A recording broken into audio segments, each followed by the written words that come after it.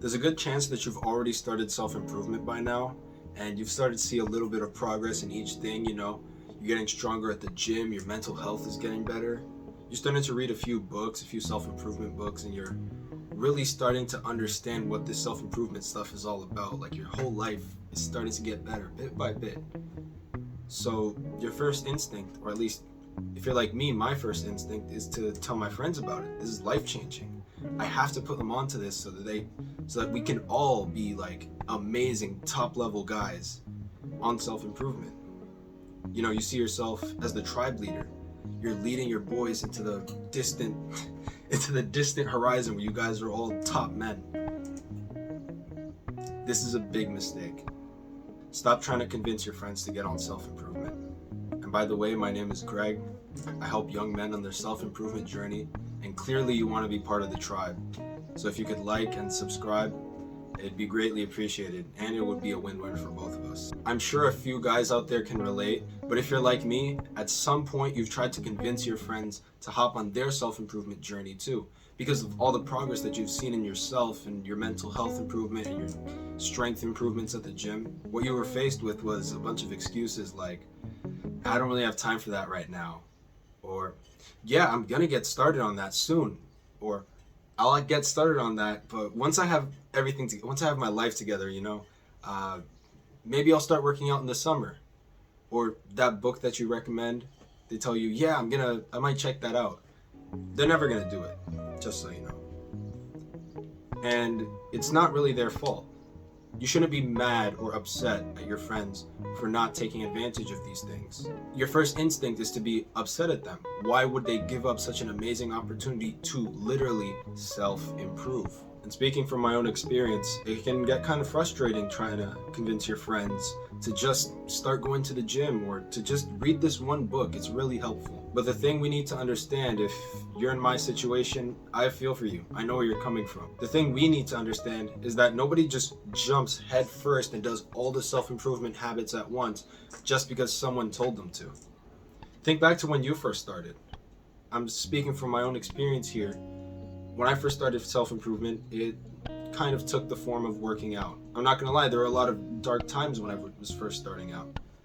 My first workouts were 6 months straight doing calisthenics on the floor. Your friends haven't gone through that. They haven't gone through the beginning stages where they had to find out about it on their own. Through my own self-improvement journey, I've found out a lot of things on my own about myself that I didn't know before. Don't expect for your friends to know these things already when it took you years to realize those things. This is me just talking to myself at this point. When I think back to all the times I've tried to convince my friends to, work out, I tell them, hey, this is life-changing. Working out, it's delayed gratification, It kind of hurts when you're in the gym, but, you feel great after. You get to see the progress, the rewards of your progress afterwards.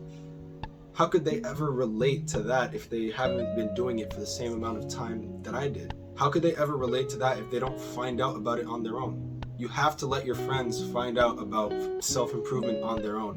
And then there will be one day where one or two of your friends goes, wow, I finally understand what you were talking about this whole time. It's much more fulfilling to have them come up to you and tell you that than to try to push people to do something they don't want to do, even if you think it's going to help them. And this is kind of the key to getting your friends onto self-improvement. You know that a lot of the progress you're going to be making will only be visible to you. The mental health improvements that you make, which are the most important improvements you're going to see, those are only visible to you. Nobody else can see inside your mind. People only start to take note once they see the physical byproducts of the things that they can't see that you are working on. So once my mental health improved and I started going to the gym more, started taking care of my body more, I started eating a lot better and all of that stuff that comes with better mental health, I ended up reaching the best shape of my life, which I'm currently at. But people only noticed the physical part, which was me physically looking a lot better. They didn't see all the books that I had read. They didn't see all of the journaling that I did. They didn't see all the meditation and all the morning walks that I went on. So when someone only sees the physical part, they'll ask you, hey, you look great. That just happened out of nowhere. How did that happen? And in a case like this, you can start recommending to your friends, hey, yeah, it takes a lot of discipline, which you build with your mind, you know? And it's taken me 2 years worth of hard work, and I've been eating right. I've been taking care of my body right. I've been doing all the things necessary. This is when you can start to discern who really wants to be a part of it and who is just, I don't know, a spectator. Because people will do one of two things. They'll either get bitter or get better. The people who get bitter will blame all of your success and achievements on, you got lucky. You had way more time than me. Genetically, you were more predisposed to see more success than me. I'm just an unlucky person. You know, bro, I'm just lazy. There's nothing I can do about that. I'm just lazy. You'll either hear a lot of that or a lot of, hey, let me know when you're going to the gym. Bro, you have to tell me what kind of books you're reading. I'm really starting to read now. You'll hear things like, hey, can you tell me about meditation? What's that about? I hear about it all the time, but I don't know what it means. Hey man, I've been going on walks and bro, you're right about them. Bro, they're life-changing. My mind is so clear now. These are the kinds of things you'll hear on either side of friends who you're trying to convince on self-improvement. Let them find out on their own. And if they don't want to find out anything to do with it, if they don't want anything to do with any of your self-improvement habits, which you've made part of your lifestyle, then you can decide what to do with that friendship or relationship. Wait for them to ask, and then provide them with an answer. You don't have to dump all this information that you've learned on them. If you have been reading your self-improvement books, you know that law number 4 in the 48 Laws of Power is to always say less than necessary. If you do want a self-improvement book, here it is. Convincing your friends to hop on self-improvement can often sound like preaching, and I'm certainly guilty of this. That's why I'm making this video. This video is literally for me to watch.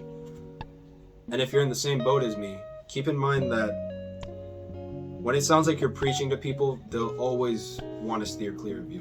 They don't want anything to do with the stuff that you're doing. So let them be intrigued and then tell them how you're getting there. Wait for them to ask, and then you can respond accordingly. That's all I have for now. Remember, winners win, losers lose. Go be a winner today.